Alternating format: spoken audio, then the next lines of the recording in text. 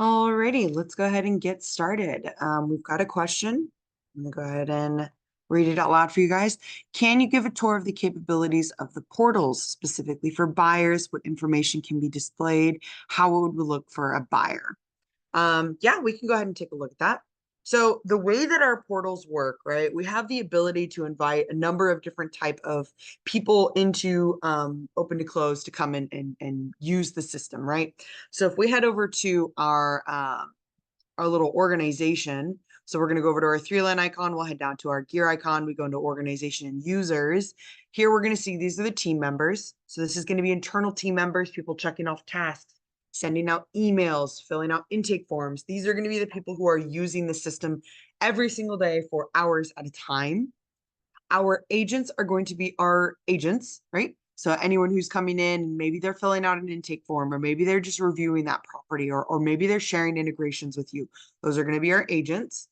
And then the last one option that we have are portal roles or the other portal options. And these are going to be buyers. These could be sellers, lenders, co-agents, broker owner, people who need access to all the properties, just testing, right? Now for the portal roles, each one of these roles, you can set up different permissions with it. So if I have a buyer here, I can give them permission to all of these details or just these details right here. I only have a couple selected for this option. Here you can see I have timeline, details, documents, and documents to download. So they have the ability to download them, but I don't need them to worry about tasks or notes. If I wanted to add something like contacts, let's say I want that buyer to have access to the contacts. I'm going to click on contacts and it's going to add them here. And then it's going to show us what do we want to give them access to? Just the business information, the personal information as well? Or do we want to just give them access to the personal information? So here you're kind of just going through and you're selecting what do we want to give them access to? By default, we can add other or more contact roles if we want to here and say what we want them to have access to. Otherwise, they're going to have access to all contacts unless specific roles are selected. So here, if we say their buyer specific information, they're only going to have access to themselves, their own information, right? So first, before we get into portals, I always suggest going through and seeing what active portal roles do you have already? How are they set up? Do they have access to everything or only a small amount of things? Do they have access to nothing? Right? Because that's going to give you an idea of what it's going to look like when you send out that portal invite. Now, what does the portal look like? Let me go ahead and pull open what that will look like.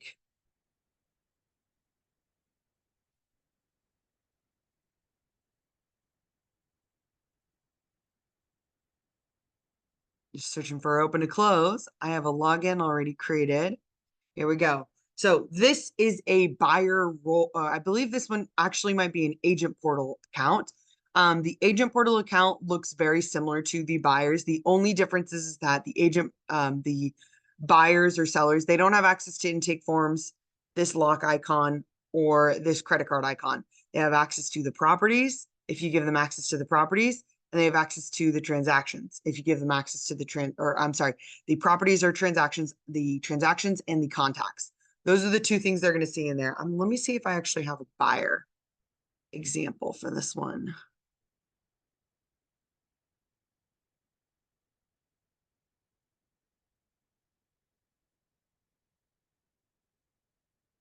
No, that's going to be an agent portal role.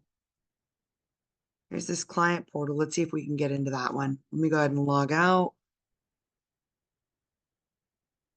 There we go. Awesome. So this is an example of what that buyer portal look like or that seller portal will look like. Again, the naming conventions of those are kind of up to you guys on what they look like. Let me just make sure that my screen is showing. Okay, good, wonderful. So here we can click on the property itself and we can see they have access to the timeline, the details, the documents. And if you're on that scale plan, they're also going to have access to messaging. So if they need to reach out and message you guys, they'll have access to the messaging as well.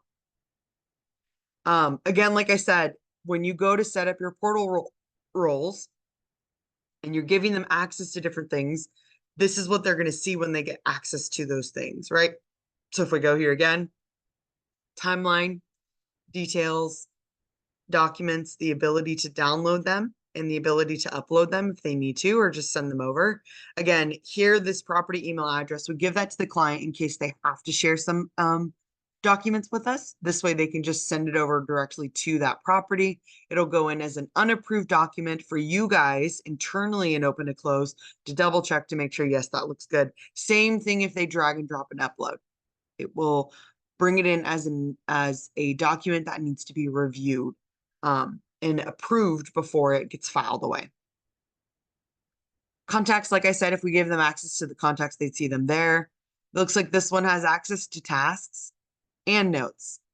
And when we talk about those permissions, we talk about those roles, those are set on the property. So we could have a person with a different type of role on them, but if they already have access to an Open to Close account, or you've already given them access as a portal user on that other property, they can have different types of access to it. So again, if we go to this one, timeline details documents, they only have that buyer access here.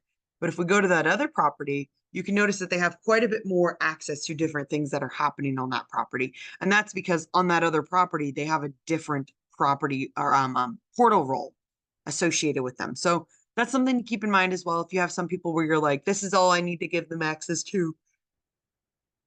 However, if they're this person on this transaction, they need more access type of thing. So the at message, this is going to be, or the at signs are going to be a part of the scale plan. These are those messaging features like I talked about. Similar to how when you're logged into your like Open to Close account, and you're a agent, or you're a team member and you log in, you can do an at message at like a task. Let me go ahead and open that up. Oop, wrong one. Here we go. Let me show you what it looks like on Open to Close. So when you're logged in and you're a user and you're on the scale plan within Open to Close, similar to how we have the at mention signs here. So this is an at mention sign here. This would be sending a message talking about this particular task. If we go over to our documents, we have that same, or not, I'm sorry, not our documents. We go over to our messages, we also have that same option here. That's going to be the same thing for this. So if that buyer needs to send a message about anything on here, let's say, are we ordering a listing home protection plan, and they want to ask about that, they can send a message asking about this particular field. Same thing with the documents as well. When they go over here, if they need to ask and say, oh, looks like you guys are still missing the, I don't know which one we can grab, the tax printout, tax record printouts, they can send a message regarding that particular tax printout. Same thing with our tasks. If there were any tasks, let me see if I have any completed ones. I do not. And our notes. If there was any notes, they would have that ability to send a message regarding that particular field or section.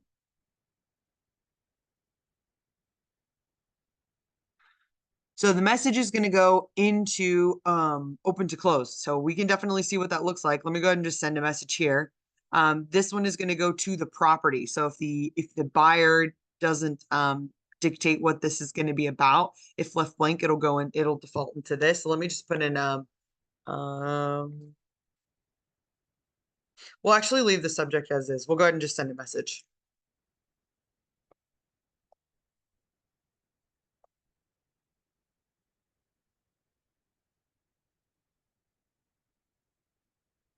I'm just going to send a random message. Are we starting on the 5th or the 15th, right? Let's say we're talking about the listing agreement. Maybe they had a conversation where they were talking about something different. You can upload a file if you want to, but when they go to send this particular message, it's going to go directly to that property. So I'm going to go ahead and say send. That message was sent out. If you go to messages and you go to sent, you're going to see the sent messages here. So who's it from? Who is it going to? It's going to that community team member, and it's going to that particular property, okay? So when we go back into Open to Close, let's go ahead and head over to that property. We can also, let me just refresh my screen. We'll also see that we have a message up here as well. So if we click on that at message, this is a message from that portal user, shows which property it's referring to. Here's that question for that person. So if we go over to that property and we look at the created by right here, you can see that I don't have an agent currently assigned to it just yet. Let's go ahead and assign an agent. Agent portal user. Let's go ahead and assign one. We'll go ahead and grab Justin. We'll say assign. So now, again, we have a message that's was sent to us by the buyer. Okay. And now that I've assigned an agent portal user, you can see here the internal team member gets a copy of that message. It's sent directly to them. If we wanted to manage collaborators, this is where we can add more people to that particular communication. So if we need to get that over to the agent, we can add the agent to it. When we add it to them, they're going to be able to see everything with this particular email. So we'll go ahead and say yes. So now it says it's sending it to these two people. Okay. That's if we need to get it over to that agent, right? So that's how we can share that permission. We're going to exit out of this property. We're going to go down to our gear icon into our organization and users. I'm going to head over to agents and I'm going to log in as Justin. So I'm just impersonating him.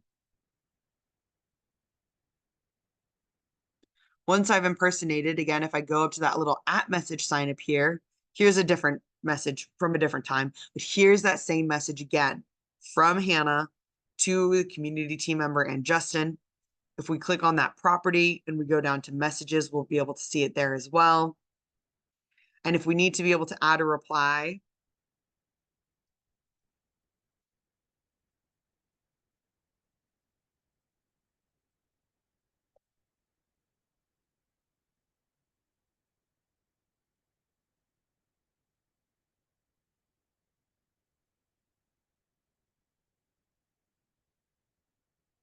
so I'm just making up a scenario, right? We're starting on the 5th of December. Send a reply. So again, that's going to go into my sent, right? We can view the thread. We can see what that thread of communication looks like. Now, if we go back over to our portal, right? As team members, I'm unimpersonating, going back to our portal. We go up to the @ message sign again. If we go over to that property, if we remember that message was sent just directly to that particular user. So it wasn't sent to the community team member. It was Justin replying to Hannah. So we don't see a copy of that message here. But if we go over to our account here, and again, I'm just going to refresh. We go over to the @ message sign up at the top. We can see here's the reply from that agent. We can say view thread. Here we can see that thread. So this was the original question. Here's that answer back. I believe if we give access to the contacts, right? If we give them access to the contacts, they should be able to message that agent directly if they need to. But for the most part, those messages, any messages that are sent regarding here, if you're a buyer and you're on the scale plan and you want to reach out, those messages are going to go to the team member that's assigned to the transaction. If I go to new messages again, it's sending to the team member. It can't send to anyone else because they don't have access to any other party members on that particular transaction. They only have access to the team member, or the person who owns the transaction.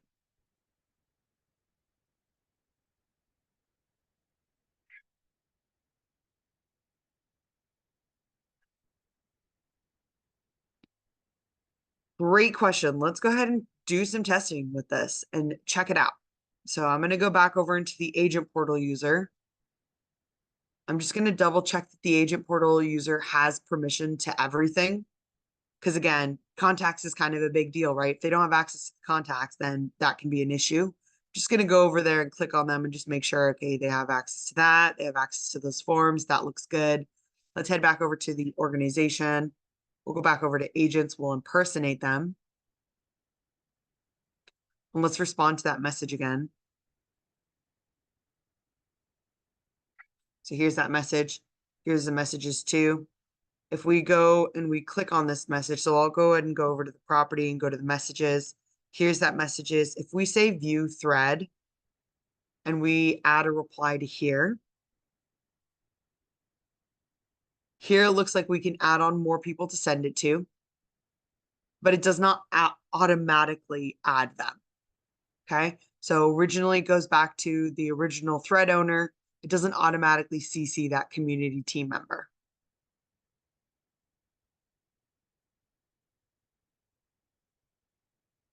So that's one thing to keep in mind. But again, the only way the agent is going to see this message is if internally the TC goes to that message. So just going to this message again. The TC goes to that message. Going to go back over to messages. Here's that message. I'm just going to go ahead and click on manage collaborators again. If the TC hasn't added that agent there, by default, it only comes into the TC. So whoever is managing that transaction, they're going to get a copy of that, because currently that user only has access to send a message to the TC. So that's one thing to keep in mind. And our messaging tool is still relatively new. We're always taking feedback on it as you guys start to use it more and as you guys start to play around with things. If you notice things like that where you're like, well, if we add someone to the message and we reply, it would be great to have like a reply all. And so it automatically does it and it sends it back. But I want you to think of this kind of like emails, right? If we don't say reply all, or we don't add the recipient that we want to send the message to, we're not going to get a copy of it, right? So if you get a message and it's directed towards multiple people, we'll want to make sure that each one of those people have been added. It does not. No, the agent does not get a message in their portal. They don't get an email. Sorry, they do get a message in their portal. They do not get an email from open to close currently. I mean, there could be a notification with it. Let's go ahead and just check that out. We'll go ahead and go over to our gear icon down into our global settings. For our global settings, we'll go down to message settings. So here, this is what we see so far for our message settings. These are going to be internal. So this one says, if I receive a message from a user or contact, send me a message email notification with the message included attachments. So, right, that's send me a copy of it to my account, to my open and close account, send it to my email. This is, if I send a message, always send me a copy. And then do I want to receive a daily summary of unread messages? So internally, we have those tools. Not for the agent, we don't have those tools. Now, we've been talking to you guys about the agent portal, or not the agent portal, but the mobile app getting a bunch of reworks and being upgraded in a number of ways. One of the ways is going to be setting it up that messaging will be a tool that the agent can use through that mobile app. So, and there will be push notifications. So if you have your agents, you have your agents as agent portal users on your account, and they are downloading that mobile app and you're using that messaging tool, they are going to receive those push notifications to their phone that they have received a new message through the portal. But as of right now, I don't believe that our agents are going to be able to get like a notification via email to go in and log into open to close. And if I'm being honest with you, the moment that we start moving more towards that mobile app, getting our agents onto that mobile app, there really won't be a need to have that message again. It'd be kind of like if you got a message on Instagram, right? And then you got another email saying that you received a message on Instagram at that point, because that messaging tool is something that's going to be native to your mobile app.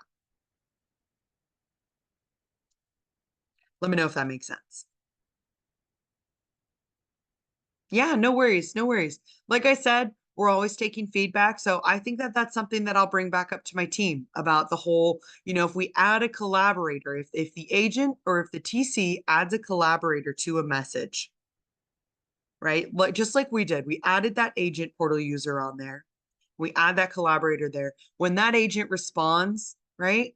We'd like it that if that respond went back into open to close, so that the TC, so that they could see it, right? Because the agent, because the TC still doesn't see whether or not the agent answered the buyer or not. And we can't impersonate the buyer's portal. We don't have that ability. If I go over to contacts and I go to Hannah, here's Hannah. I can't necessarily impersonate her. There's no way to do that. So we can't see if she ever received a message back, right? So I think what I'll do is I'll bring that up to our team and I'll say like, hey, if we add collaborators to it, can we have it that they automatically get any responses that are sent, like a group message versus a group email where you have to say, reply to all or make sure to add that collaborator back on the agent side, because it is another step that, you know, I don't think that the agents necessarily need to be concerning themselves with. So great questions. Thank you for asking them.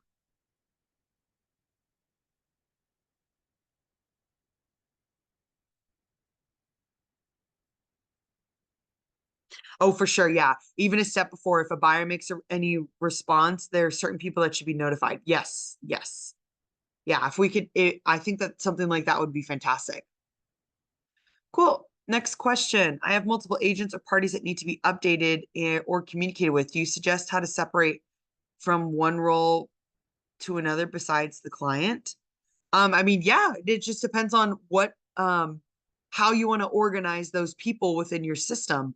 You can organize them as, you know, if multiple agents, we're talking about the listing agent, there's a co-listing agent, or a buyer's agent, there's a co-buyer's agent, or if you go up to three, right? Let's say you've got multiple people, multiple agents that you're sending to. It's a matter of just going in and figuring out how would we send that communication to them? Like what is the best way to organize them when they're on that transaction? What kind of communication do they truly need to be related to? So if we go down to our hammer icon, so again, this is our 3-line icon, hammer icon, into filters, and we go to contact roles. This is our contact roles. When we're looking at our contact roles, for example, like our buyer agent, we can have like 4 buyer agents on one property. Okay. So keep in mind that if we have a property that has multiple people working on it, multiple buyer agents on it, they all need to receive copy of the communication. They all need to be regarded in the email communication to say, like, these are your agents. These are the 3 or 4 agents that you're working with, that kind of thing. We can use that buyer agent contact role on them. Now, if you have it set up where you're like, okay, so we've got our main buyer agent, who is this guy, let's say it's Hannah. Sorry, let me click off of there. Let's say it's Hannah. Hannah's the main buyer agent. And then we've got our co-agent, which is Kelly. She's helping me out. She helps me out with things. And then we've got our office lead, our office manager, and she also needs to be on the emails, but she's also an agent. So if I get sick or if Kelly, you know, is unable to help me, they also need to be on that communication. That's where we can use those other roles. So I'm just going to drag these down so that they're all grouped together. So I would be the buyer's agent.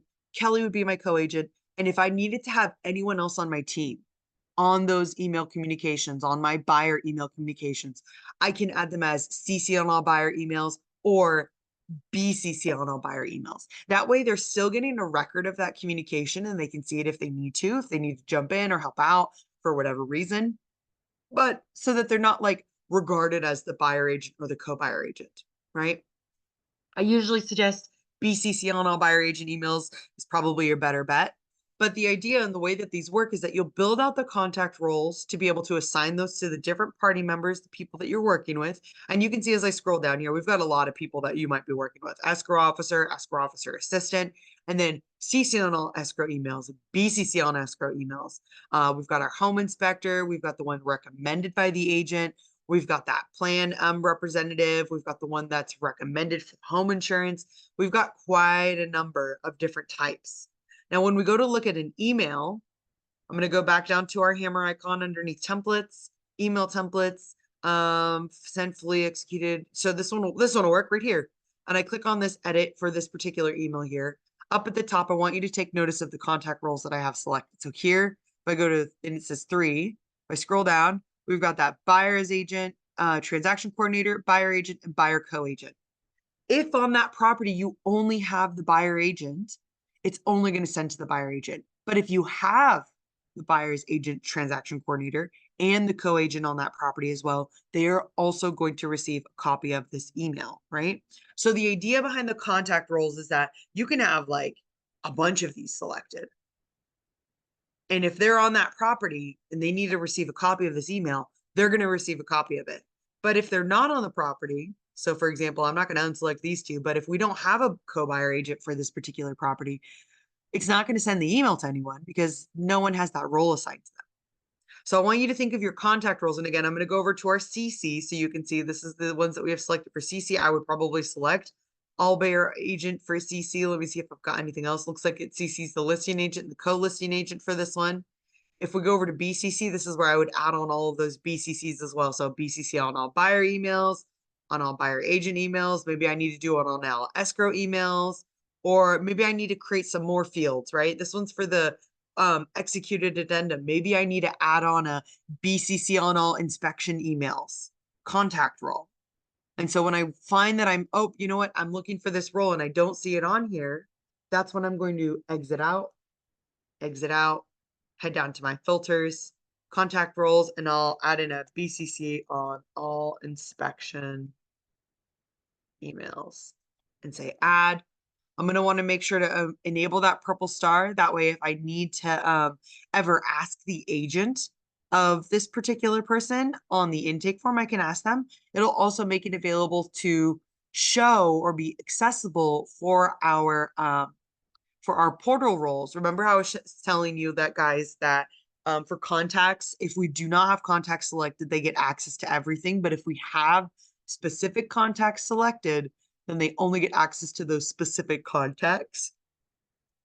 Whether that's the personal information or business information depends on what you guys have selected. So if we have this purple star here, we can also share this information. So now that I've created this role, I'm going to go back over to my email templates. Same email that we went on before. Click on this drop down, and I'm going to select that option, BCC on all inspection emails. So now that person's going to get BCC'd if we have that contact role. A lot of people, what I've noticed, which is really interesting to me, I've seen a lot of people kind of glaze over, not skip entirely, but glaze over our Contacts 101 training. If you guys are ever like, there has to be an easier way to manage my contacts. There has to be an easier way. Hannah, this is so manual. I have to type in and bring on everyone like one by one onto the property. I have to set their roles one by one on the property every time. It's so manual. Like, what am I doing wrong? Head to our onboarding series and go ahead and check out that field, that Contacts 101 training. The reason that it's in this order is because I usually say, get your fields, your contacts, and your documents. Once you get the foundation done, those 3 classes done, you're going to set yourself up for success right from the get-go. If we go into our Contacts 101 training, this Contacts 101 training is going to explain what contact roles are, how businesses and groups work. It's going to talk to you about how to use contact connections and how they appear on the property and what contact records look like. It'll also talk about how to add those to your different emails, your text messages, to your smart blocks, kind of thing. So it goes over quite a bit of information on like how contacts live within open and close. And I just think it's a fantastic resource for you guys to like be able to go, okay, cool. Now I understand exactly what it is that I can do and what's the limitations or what I can incorporate better into my current process for managing my contacts within open and close. Cool. What if I want different messages for different buyers? Depends on the buyers. Depends on the buyers, right? So if you're going to say that you're going to go down very nitty gritty and you've got residential buyers and commercial buyers, then when you're looking at those contact roles, right? Templates, fields, contact roles, I'm just going to go ahead and do Control F on my keyboard. It might be Command F if you're on a Mac, and I'm going to type in buyer. And I'm going to press, oh, you know what? There we go. Buyer. Here's our buyer. If you have it where you're handling residential buyers, commercial buyers, and so you have different emails that you send to them, but you're using maybe the same email template, right? That's where you're going to want to update that contact role. So here I would click into where it says buyer and I could put in residential buyers. And then up here at the top, I'd type in commercial buyers and I'd say add, and I'd want to add them if you wanted to. Otherwise, I would want to know what kind of buyers you're working with and what kind of communication you're sending out and what would be so starkly different about it. Because sometimes keeping it simple and having one contact role that's sending out to the buyers and instead having a specific task template, having email templates built out for those buyers, that can be a lot easier. You can also build out different conditions with those particular, with that content that needs to be shared or not shared. When we talk about our smart blocks, if you're working with a specific type of buyer and you need to share extra information, I would look into using a smart block to say, well, if it's this special buyer, then I want to share this information. But if it's not, all the other information within the email is the same. It would be great to get an example of what you would be using if it was like a buyer or a different buyer. So on a Mac, it's going to be Command F. If you're on a PC, it's going to be Control F. It's just allowing you to search the page, just creates this little search box. So if I go to a property and I want to search, I don't know, the tasks. This is not a great example. I don't got any tasks in there. Let's say here, I want to search the tasks. I can do Control F or Command F. Here I can type in buyer, and I can see all the places that buyer is. Or if I type in inspection, I can see all the places that inspection is. Or if I type in, say, request, I can see all the areas that request is in. It's a super cool tool. You can use this on anything too. This is not just an open to close specific tool. That Command F or Control F feature, that's available on any web pages that you could possibly go to. So I like to use it a lot, especially when I'm like if I'm looking for a specific thing, if I go to like, I don't know, read a book online and I'm looking for a specific passage or I'm looking for a specific paragraph or I'm like, I'm pretty sure that the character's name was so-and-so, I will use that tool if I need to really quickly look up the something for it. So yeah, no worries. I'm trying to think of other ways that you could separate, agents and parties, especially for communication. I would really, really appreciate, Joshua, if you could send in an example of what you're running into, right? If you're specifically for your buyers, when you have those two different types of buyers or the emails that you would send out to those two different buyers, what I'd like to know is, okay, well, what is the scenario in which you would send out different emails to the different types of buyers? What is the difference between the buyers? Is one of them, again, a commercial buyer, the other one's a residential buyer, or how do you know that you're dealing with two different buyers? Is it based off of contract type? And then when you're actually sending out the communication or the things that you're completing for those two different buyers, how different is the communication for it? Or how different are the tasks for it? So again, if it's residential versus commercial, for residential, you might be doing like home inspections, home protection plan, all the traditional stuff you'd be doing for residential. But if it's commercial, maybe you're doing something different. Maybe you're working with like investors, or maybe you have different types of inspections, or you have different types of processes that you might need to manage with them. And so instead of having it that you have a residential buyer and commercial buyer, instead, you're asking the agent or whoever's filling it out, or when you go to build out your intake forms, instead of, again, if I go to intake forms here, we can see a list of intake forms here. See how it says buyer residential contract? Maybe you have a specific contract that's built out that says buyer commercial, right? Intake form. And some of you guys may have looked at my screen and saw a little sneak peek of something. So there's just a little preview for anyone who's on the call right now that saw that sneak peek. There's some really cool things that are happening within Open to Close. There's a lot of changes, a lot of really cool things. We've been listening to you guys, taking your feedback, and we've been running with it, right? We want to improve the system and make it a system that works even more efficiently than it does before. So just in case you did see see that particular option there.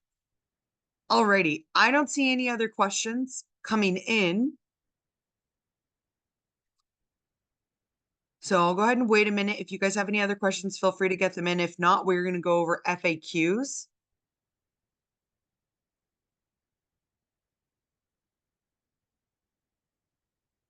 Cool, let's go ahead and go over some FAQs.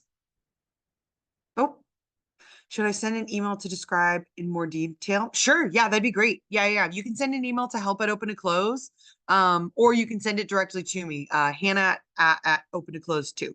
I've got 2 H's, each at the end of my name as well. But yeah, feel free to, because I'd love to be able to see the example that you're running into and be able to brainstorm it. And, maybe next Wednesday workshop, we can bring it up with everyone again, and kind of explain how we tackled that. Cool. All right, so from support, here's our top FAQs from last week. I just added a new user, which I'll be paying $69 for 2 users, but my invoice is higher. Yes. The invoices for Open to Close are a little unique. There is a level of proration that ends up happening. So Usually you'll end up getting billed for a certain amount, and then you'll get billed, you'll get like a prorated amount for like the rest of the month. So if you just got charged, you're halfway through, you add a user on there, there's a proration that happens to charge for that user. But after that initial billing cycle, when your next month comes up, that's when it'll change and it'll show and it'll reflect the actual true amount. If anyone has any questions on how that works, absolutely feel free to reach out to us in support. So you can send us a message at help@open2close, or you can chat with us by using the chat icon. I know invoices are kind of specific, right? And so it's best to talk with our billing team directly to get any answers on what you're seeing or what you might have questions on, kind of thing. When changing contract statuses, it prompts to remove API dates. How come my dates are not approved? They're still showing up in my property table. Ah, yes.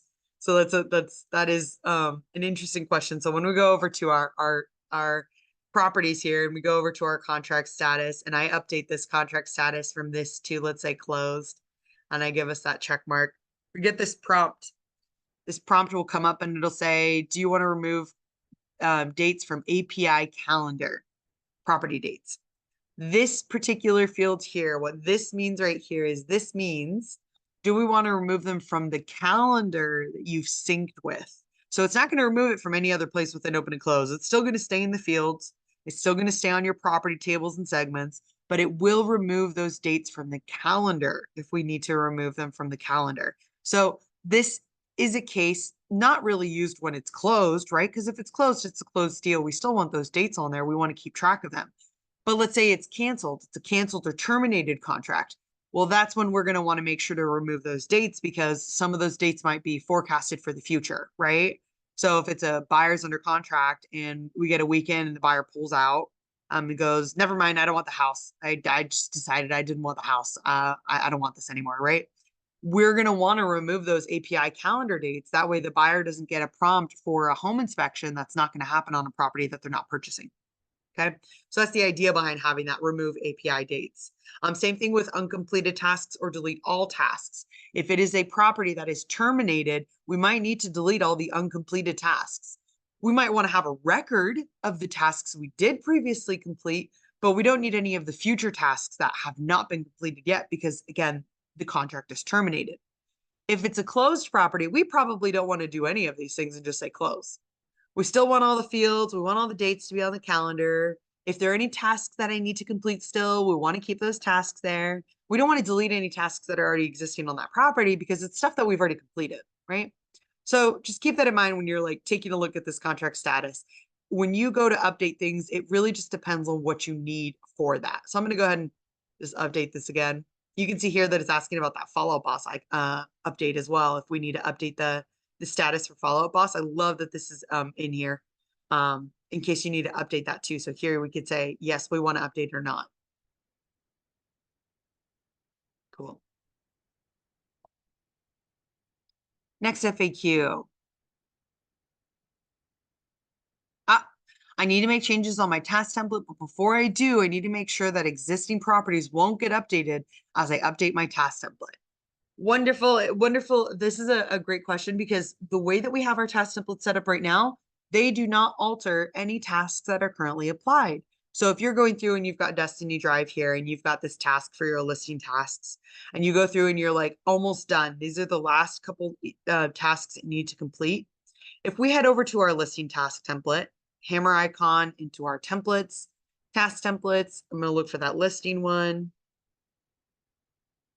Listing tasks here. If I click on that one, here are 4 tasks. So you notice those are the same tasks that were on that property. I'm going to add on a new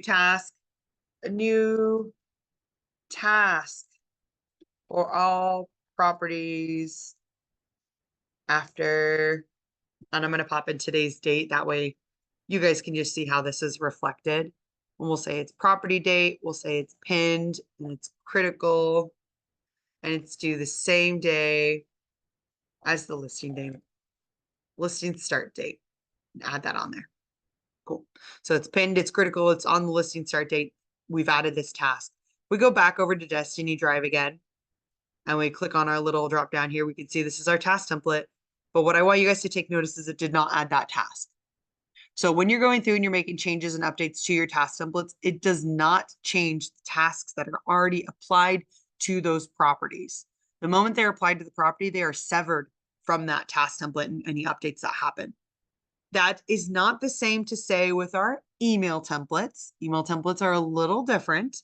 If you're using an email template and we have that email template associated, here you can see this one's called open house. This is on our send open house email. I'm just going to go ahead and click on inspect so we can preview it. You can see here it says, great news. We have open house at, and we're missing those due dates. Open house due date, open house start time. So let me go ahead and add those fields in there. I'm going to, on our property, if we're looking for a specific field, I'm going to do Control G or Command G, and that's going to allow me to search for a field. So I can here type in open, and now I'm updating a field. So similar to how, Command F is like searching the web page. Command G or Control G, the letter G as in Gerald, G as in Gary. Well, I guess Gary can be spelled. No, I think Gary can only be spelled with a G. Sorry if it's spelled any other way, Gary, if you're on this call. I'm going to go ahead and just pop in a date here, and let's go ahead and pop in a time. Here we go. So we'll say not 1 a.m. Let's do like 1 p.m.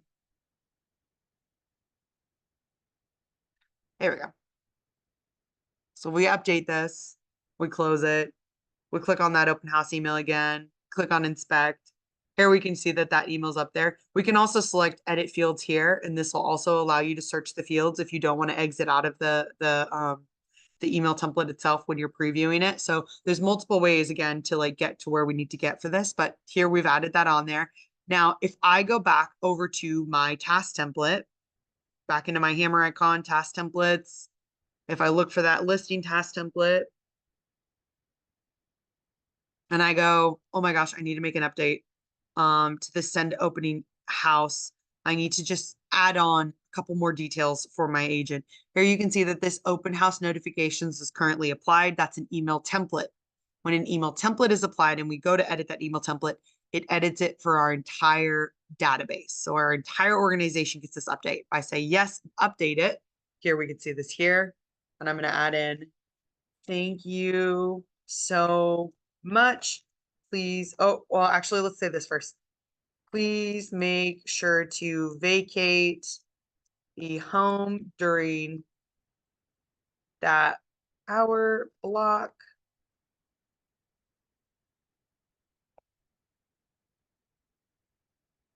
Treat yourself to some ice cream. I'm just going to make up something. Thanks, right? We're trying to tell the buyer we need to vacate the home, right? In this case, if that's what we need to do. So, or the seller, sorry. We're telling the seller that they need to vacate the home. That way they can, that buyers can come and take a look. So I've updated that, right? I've updated that. It's updated it for my entire organization. So when I go back to Destiny Drive and I click on the send opening email and I click on inspect, we're going to see that information related.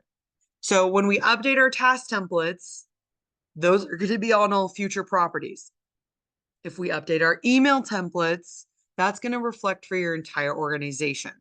The reason that it's like that is because most likely if you needed to make an update to your email template, you're going to need to make that update to all of your email templates, right? And the worst thing that would have to happen with that is if you couldn't do that. Let's say you've got like 30 contracts under contract and you just needed to add on this one sentence telling them like, please make sure to vacate the home. I just need you like leave the house, right? Sellers, that way you're not there when people are looking through your home and maybe making comments that you don't like to hear about your own personal home, right? Or maybe you don't want to, maybe, we don't want you there because it kind of spoils it on whether or not, someone wants to put in an offer, right? And it's more exciting to get that information the next day, whatever the reason is, right? Here, if we don't have the ability to update that email template for our entire organization, that's going to be a lot of emails that you have to update. When it comes to our task templates, we like to have them set up differently. If I needed to, I can always reapply that task template on here if I wanted to. But for the most part, it's going to be like this. And if I need to add on a task, I just add on that extra new task for this particular property. Cool. I was about to complete a task and the subtask, and it says the subtask must be completed. Why is it doing that? If we go to our Ivy Lane, I have an example of this. I have my opening emails, don't I? Okay. I don't see them with subtasks on there. So let me go back over to Destiny Drive because I see my Destiny Drive has one. So here we can see there's 2 subtasks. Here are the 2 subtasks. If we have this particular rule enabled, so subtask must be completed before the parent task can be completed, and I tried to check off this one, you can see here that it's going to keep saying all the subtasks need to be completed. So I need to go to the subtasks and I need to either check the boxes or mark it as complete all, right? So let me just go ahead and say uncomplete all, or we can mark it as complete all and say yes. Sometimes there's cases where you have multiple subtasks. It can be like a list of like 10. And so having this really quick, we've completed everything really quickly, this can be very helpful. But now that we've completed all the subtasks, here it says 2 of 2 completed. When I go to check off this task here, send opening emails, it's going to take that task and it's going to actually check it off. It's going to load up that email and send it up to the health bar. So now I can go over to my health bar and here I can see that email that wants to go out. And if I click on inspect, here's the body of that email. We go over to template, we can see who it's trying to send to. So it's trying to send to the marketing team, listing team, and seller, or it's BCC and the seller. That's super interesting. I think it's probably just so that the marketing team can post about it and make sure that they know about it. I wasn't sure who that email was going to send to in the first place, so I would need to edit who I'm sending it to as well. But as long as we've marked off those subtasks as completed, that's when we're able to mark off the parent task or the main task.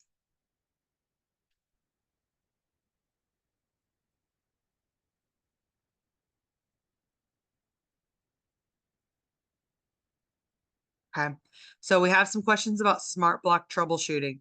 When it comes to smart block troubleshooting, there's 2 things that you need to start with if you find out that your smart block is not working.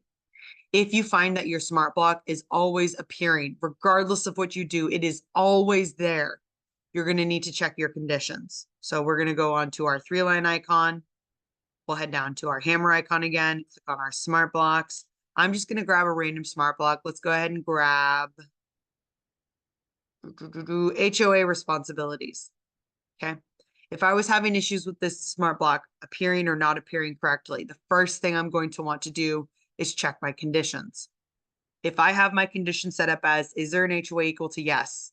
And the property that I am testing on has the HOA equal to yes. And I keep testing it and I keep going, why does this block of information keep showing? How do I hide it? Well, if you have that answer to yes, then the conditions have been met. So you'll have to update the conditions to check to see if it's going to hide the information, okay? I've seen some people start to use their contact rules as a smart block as well, or as a condition on smart blocks as well. I think I have an example of one. Let me go to my all categories and go to contact rule information. Let's go to lender information. So this is an example one that's built out. It's a block of information. It's the lender's information. Here at the bottom, we say that it says lender exists in the property. So the lender, that contact role, needs to be assigned to a contact on that property for this block of information to show up. If we didn't have this rule on here, the lender information, these merge fields, right? So the merge field for lender information and the with right there, and any commas or any punctuation that you might have in here. So this is a comma right here. Those are going to show up in that email. Regardless whether there is a lender or not, if we don't have a condition on it, then it's going to show in the email. So 2 things, like I said, when you're troubleshooting your smart blocks, these are the 2 things you need to check. Number 1, check that you have a condition added to it. If there is a condition and you're on a property, check to see what would be the opposite of that condition. So in the HOA example, if HOA is equal to yes, that's the condition. When we change that to a no, that's when we want to see that smart block disappear. Okay. In this example, if you find that there are merge fields, or there's not merge fields, but there's text showing up on an email, and you're like, the lender information, but the lender doesn't exist. Why is it showing up there? check to see if you actually put on a condition. The condition should be if the lender exists in the property, then we want to share their information. But if they don't exist, in other words, if you don't have them on there, then it would hide the information. So as long as you say, if it exists, then it'll come up. That's the condition that we need, kind of thing. Smart blocks are a little complicated. So when it comes to those and wanting to learn about those and troubleshoot those, I always suggest reaching out to us in support. That's the best way you're going to be able to like go through and like actually have someone help you troubleshoot, because smart blocks can be so unique down to like the exact way that you might have it worded or the way that you have it working, right? Some people have smart blocks that are within smart blocks that are within smart blocks that work a very particular way. And so it's important that you guys reach out to us and go, this is the smart block I'm having issues with. This is what I'd like it to do. This is the email template that it's associated with, right? A loom would obviously be helpful for us, but if you can at least tell us this is the name of the smart block, this is what I want it to do, this is the email template associated with it, that also gets us off to a good start, because then we can dig into that email template and take a look at it. We can go and look up that smart block and take a look at it, and then kind of help you troubleshoot from there. Let me see if there's any submissions from our onboarding. It doesn't look like there are. Kelly, are there any submissions that we wanted to go over? Not today. Cool. No worries then. Alrighty, guys. Well, we are at the end of our call. We have about 7 minutes left. We have no other FAQs to go over. There are going to be a couple changes within Open to Close. We've got a lot of new features that we're testing out that we're really excited about. Mobile app is in testing right now. We've got a couple people that are checking it out and seeing how it's working. So we'll kind of let you guys know as we start to release more things. Wednesday workshops, obviously a great place to join. When we have those releases, we talk about them. We also will make sure to post them in your account as well. So you can go over to the person icon, head over to changelog, and you'll see any updates that we've made to the account. For our bigger feature releases, like mobile app, we're definitely going to have like a webinar where you guys can join and you can see what that mobile app looks like, and we'll talk about it and we'll see how to set it up and how to get yourselves on it if you're interested in, using more than just what the original thing that we built out was for. So that's just, little information for you guys to keep in your back pockets. You can also join our Facebook group as well. That place we also post when we have webinars coming up or we have features or we want feedback from you guys. It's also a great place to collaborate with your with other people that are on Open to Close as well, and collaborate with us at the trainers at Open to Close. Going over my end of call spiel like I normally do. If you guys are looking for more training like today's, we're going to head over to our Learn tab. We're going to click on Webinars, and we'll see all of our webinars that we have currently. So right now we've got our Getting Started webinar.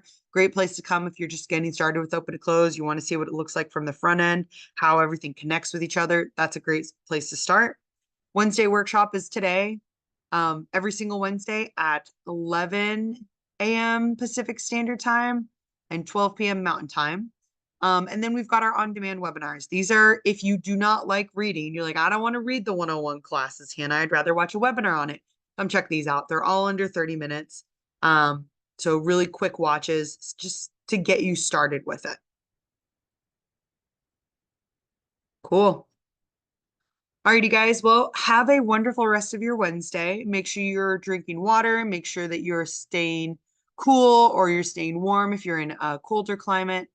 Other than that, I hope you have a wonderful rest of your day. I'll be looking forward to hearing from a couple of you that I already like I let you know, so Josh, I'm looking forward to getting that email from you or seeing that in support so we can figure out how to tackle that. I've got different types of buyers thought process, and we'll make sure to grab that for next Wednesday if any of you guys were curious on how that ended up getting solved. Cool. Alrighty, guys. Well, I will let you go and I will hopefully see you next week. No worries. Thank you for joining today, Natalie.